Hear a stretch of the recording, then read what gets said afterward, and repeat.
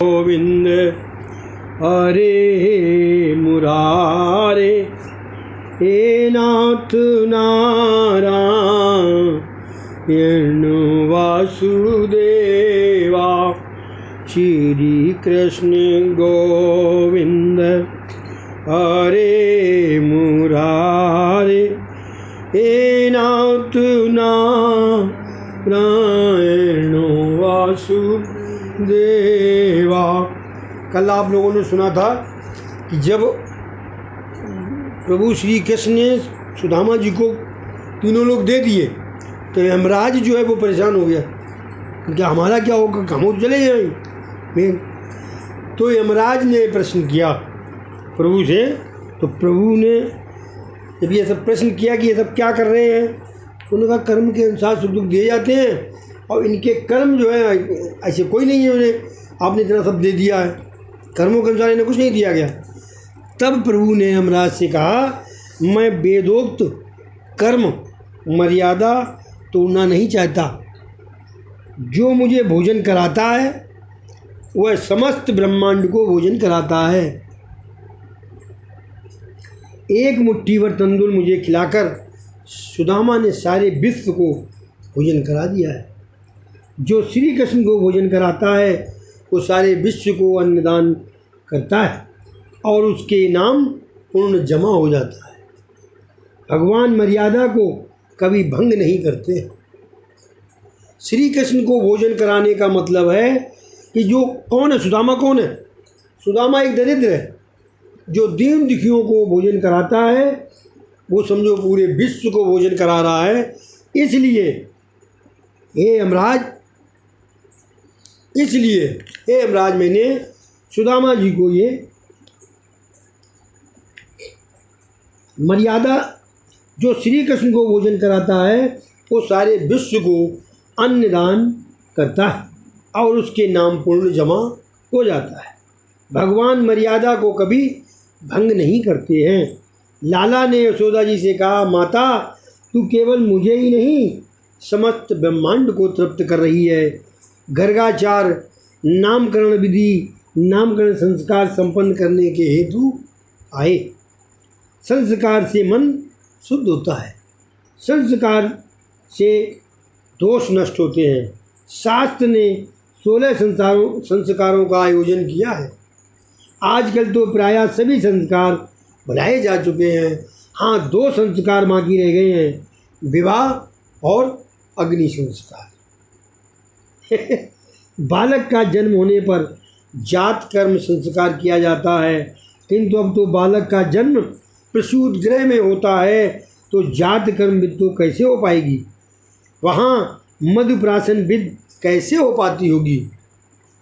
मधु से उसके जीव में लिखा जाता है। डॉक्टर न जाने क्या पिलाते होंगे। इसी कारण से संस्कारों का लोप होता जा रहा है। फलता देश दुखी हो रहा है। अन्नप्राशन, नामकरण, यज्ञोपवीत आदि 16 संस्कार बतलाए गए हैं। जीव की शुद्धि के लिए संस्कार आवश्यक है। आजकल सभी धार्मिक विधियों को गौण मान लिया गया है। केवल लौकिक आचारों को ही महत्व दिया जाने लगा है। ब्राह्मण से कहा जाता है, महाराज पूजा जरा जल्दी करा देना, सारे गांव में बारात को घुमाना जो है। गर्गाचार्य ने कहा, यदि नामकरण संस्कार ठीक से करना है तो आधा दिन लग जाएगा। बाबा तुम सारे गांव को बुलाओगे, वे सब यहाँ आकर मुझसे जल्दी करने को कहेंगे तो विधि ठीक ढंग से नहीं हो पाएगी। नंद जी, धार्मिक विधि तो ठीक से होनी चाहिए। यदि आप चाहें तो मैं किसी को भी नहीं बुलाऊंगा। एकांत में नाम जप हो सकता है। एकांत का भावार्थ है एकमात्र ईश्वर में ही सभी प्रवृत्तियों का लय होना। एकमात्र ईश्वर में ही सभी प्रवृत्तियों का लय होना। मन को पूर्णता एकाग्र करके ही नाम जप करो। गर्गाचार्य के ज्योतिष विद्या की जांच करने की बात सोची गई। श्री कृष्ण को रोहिणी की गोद में बिठाया गया और बलराम को यशोदा की गोद में। गर्गाचार्य ने कहा, नंद जी, रोणी की गोद में बैठा हुआ पुत्र तुम्हारा है। गर्गाचार्य कह रहे हैं, नंद जी, रोणी की गोद में बैठा हुआ पुत्र तुम्हारा है। रोणी की गोद में कौन बैठा है? श्री कृष्ण बैठे थे, इसलिए श्री कृष्ण बैठे। वह हमेशा रंग माने वर्ण बदलता आया है। इस बार उसने श्याम वर्ण धारण किया है। वह सभी के मन को आकर्षित करेगा और सभी को आनंद देगा। उसका नाम कृष्ण रखा जाए। ये बालक महाज्ञानी होगा। इसके जन्माक्षर बड़े अच्छे हैं। इसके 5 ग्रह उच्च क्षेत्र में हैं, 8 ग्रह अच्छे हैं, मात्र एक राहु ही बुरे स्थान में है। नंद बाबा घबरा गए, राहु बुरे स्थान में है, क्या होगा मेरे पुत्र को? गर्गाचार्य, वैसे डरने की बात कोई नहीं है।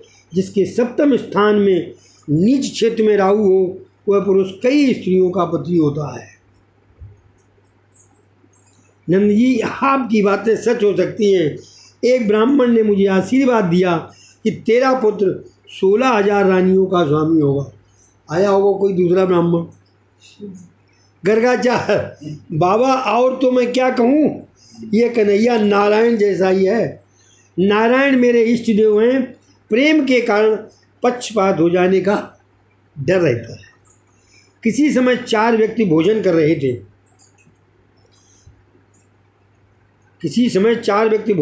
थे। किसी स्त्री ने पूछा कि इनमें से दामाद कौन सा होगा। एक ने कहा, जो शर्मीला है वही दामाद हो सकता है। तो दूसरे ने कहा, वह जो अकड़ कर बैठा है वही दामाद होगा। तीसरी ने कहा, जब सास जी परोसने आएंगी तब मालूम होगा। सास जी जब घी परोसने आई तो उन 4 व्यक्तियों में से एक को घी अधिक परोसा, वह दामाद जो था। डोगरे साहब वो बात कह रहे थे जो नारायण का पक्ष ले रहे थे, उन्हें कहानी याद आई। सनातन गोस्वामी कहते हैं कि नारायण के समान श्री कृष्ण हैं। ऐसा करने पर तो नारायण श्रेष्ठ माने जाएंगे। सो ऐसा कहना चाहिए कि नारायण के समान श्री कृष्ण नहीं, श्री कृष्ण के समान नारायण है। वृंदावन के साधु कहते हैं कि नारायण के समान नहीं, किंतु नारायण श्री कृष्ण जैसे हैं। नारायण के समान कृष्ण हैं, इसका अर्थ होगा नारायण वरिष्ठ हैं। श्री कृष्ण के समान नारायण हैं, ऐसा कहने से नारायण नहीं, श्री कृष्ण वरिष्ठ हो जाएंगे। वैसे तो श्री कृष्ण और नारायण में कोई अंतर ही नहीं। ये सब बातें तो मधुर आग्रह मात्र हैं। नारायण में 60 और मुरली मनोहर श्री कृष्ण में 64 गुण बताए हैं। अर्थात नारायण की अपेक्षा श्री कृष्ण में 4 गुण अधिक हैं। और ये वे गुण इस प्रकार हैं: रूप माधुरी, लीला माधुरी, वेग माधुरी और प्रिया माधुरी। श्री कृष्ण के 4 गुण नारायण में नहीं है।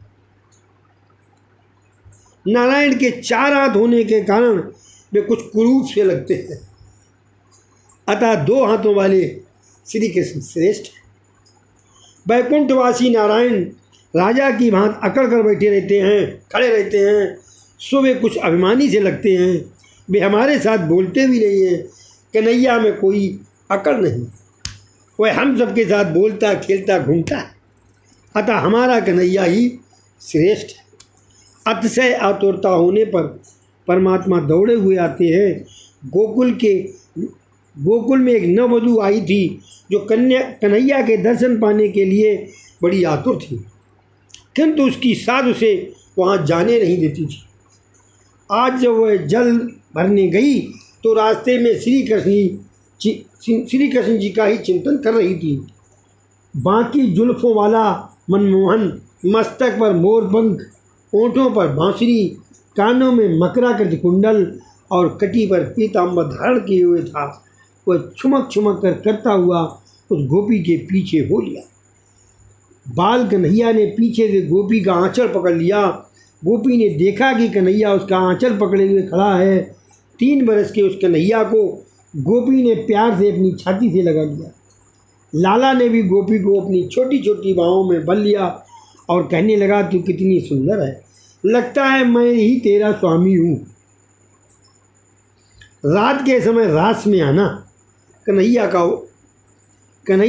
पानी कन्हैया बड़ा बाणी चतुर है। कोई सामान्य पुरुष कभी राय चलती किसी स्त्री को ऐसा कहता है कि वे दोनों एक दूसरे के। कन्हैया तो सभी का पिता है, पति है और संतान भी।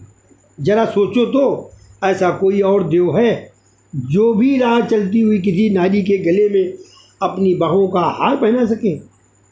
पर स्त्री से तो सभी देव डरते हैं, किंतु वैकुंठ के नारायण तो मर्यादा पुरुषोत्तम है और कन्हैया पुष्ट पुरुषोत्तम है। कन्हैया की जैसी लीला मनुष्य तो क्या कोई अन्य देव भी नहीं कर पाता। श्री कृष्ण तो देवाधिदेव हैं। एक सखी दही, दूध और मक्खन बेचने निकली है। कृष्ण प्रेम में उसकी सुध बिछड़ गई है। वह बोलना तो चाहती है, दही लो, माखन लो, किंतु उसके अंतर में माधव छिपा है, तो वो बोलने लगी, माधव ले लो, माधव ले लो। भोली गोपी हरि को बेचने लगी। 14 भवन के नाथ को मटकी में लेकर चली। कृष्ण प्रेम में ऐसी तो तन्मय हो गई थी कि उसे भान तक नहीं कि वो क्या बोल रही थी। लाला ने सुना, माधव लो, कोई माधव लो, तो उसने सोचा, अरे वाह, ये तो मुझे ही बेचने चली है।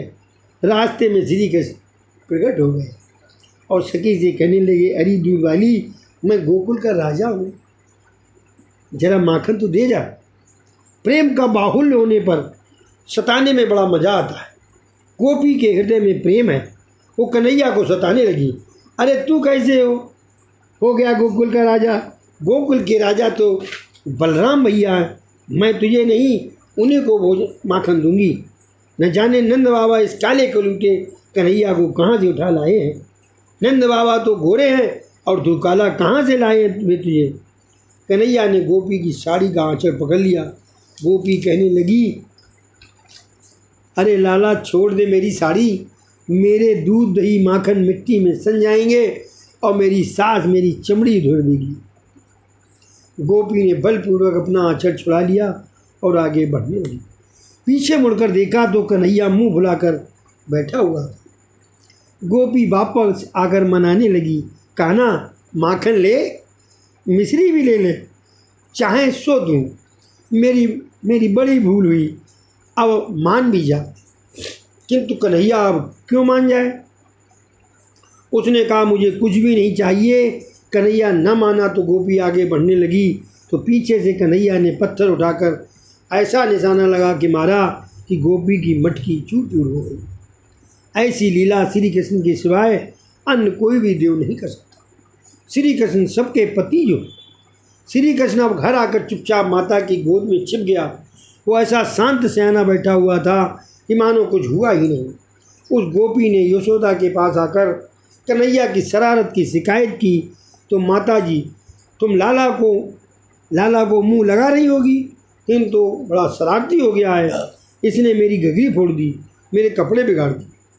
लाला कहने लगा, मैया इससे बड़ा डर लगता है, इसके चले जाने के बाद मैं सारी बात बताऊंगा। कन्हैया मैया से कहने लगा, ये गोपी बड़ी कंजूस है। वो 3-4 दिन पहले का दूध दही बेच रही थी। मैंने सोचा कि बिगड़ा हुआ दूध दही बेचना ठीक नहीं है, यह तो कोई गरीब इसे खाकर बीमार हो जाए, तो ऐसा सोचकर मैंने उसकी मटकी फोड़ डाली। मैं आरोग्य प्रचारक मंडल का प्रधान जो हूँ। यशोदा जी गोपी को लताड़ने लगी, अरे गोपी, बिगड़ा हुआ दही दूध क्यों बेचती है तू? कन्हैया हंसने लगी और गोपी भी। कन्हैया बोलने में बड़ा चतुर। कन्हैया मटकी फोड़ता है फिर भी प्यारा लगता है। वो राह में चलती किसी भी गोपी की मटकी फोड़ सकता है। ऐसा अन्य कोई देव है जो रास्ते पर चलती हुई किसी नारी को छेड़ सके? और सब तो डरते हैं कि किसी नारी को हाथ भी लग जाए तो थप्पड़ खाना पड़ेगा, हमारी पूजा कोई नहीं करेगा। श्री कृष्ण की लीला माधुरी दिव्य है, उनका अनुकरण कोई और देव नहीं कर सकता। श्री कृष्ण सा आचरण कोई नहीं कर सकता। भगवान नारायण हाथ में शंख रखते हैं, शंख फूंकने वाला देव श्रेष्ठ है या बांसुरी बजाने वाला? अन्य देव तो हाथ में शस्त्रास्त्र लिए हुए हैं, किसी के हाथ में सुदर्शन है तो किसी के हाथ में धनुष बाण, किसी के हाथ में त्रिशूल है, मानो इन सबको संसार का डर है।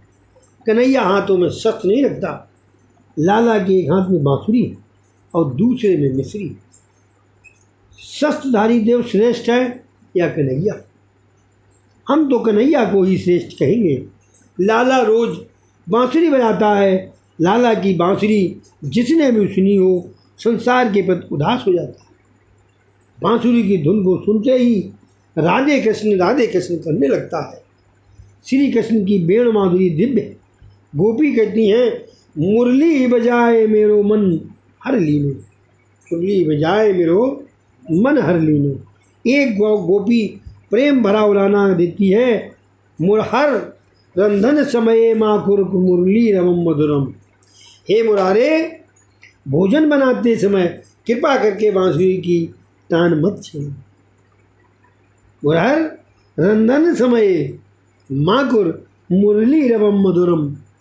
हे मुरारी, भोजन बनाते समय कृपा करके बांसुरी की तान मत छेड़ो। तुम्हारी मुरली की धुन सुनकर चूल्हे में रखी हुई लकड़ियाँ रसमयी होकर रस बहाने लगती हैं, सो अग्नि बुझ जाती है। अग्नि बुझने से मैं रसोई कैसे बना सकूंगी? लाला की बंसी की धुन जिसके भी कानों में जाती है वो उनका सेवक बन जाता है। तो मैंने मान लिया कि कन्हैया ही सर्वश्रेष्ठ है। कन्हैया की रूप माधुरी ने भी अनेकों को आकर्षित किया है। निर्गुण ब्रह्म के उपासक स्वामी मधुसूदन श्री कृष्ण की मनोहर रूप माधुरी के पीछे पागल हो गए थे। निर्गुण ब्रह्म के उपासक थे स्वामी मधुसूदन, श्री कृष्ण की मनोहर रूप माधुरी के पीछे पागल हो गए थे और उन्होंने कहा था, अद्वैत बीथी पथ के रूपास्या सुराज सिंगा सन लब्ध दीक्षा। और सठेन के नाप वयम हटेन दासो कृता गोप बधू बिटेन। अद्वैत मार्ग के अनुयायियों के द्वारा पूजनी तथा स्वराज रूपी सिंहासन पर प्रतिष्ठित होने के अधिकार से युक्त हमको गोपियों के पीछे पीछे फिरने वाले किसी सठ ने अपनी इच्छा न होने पर भी चरणों का दास बना लिया। ये निर्गुण ब्रह्म का व्यक्ति गोपियों की दशा देखकर कहता है, ये दशा उद्धव की हुई है जब वो वहाँ पहुँचे।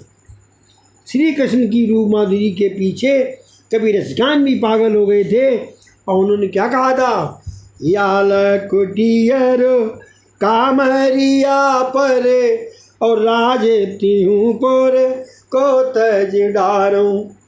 याल कुटियर कामरिया पर राज तिहूँ पर को तज डारूं।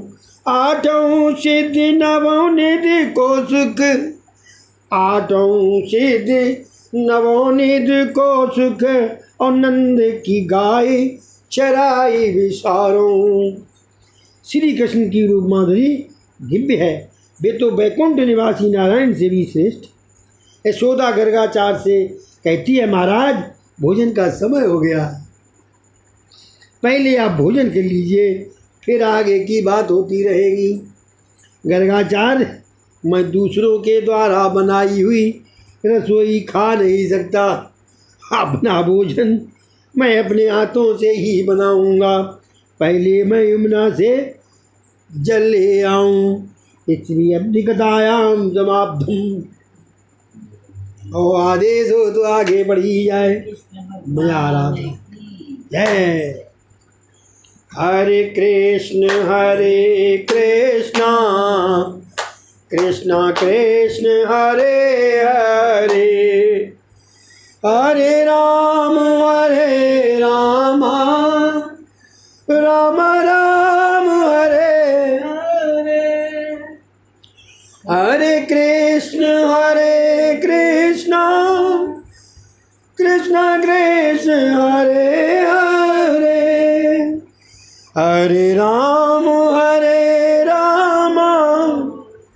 राम राम हरे हरे, हरे कृष्ण कृष्ण कृष्ण हरे हरे, हरे राम राम राम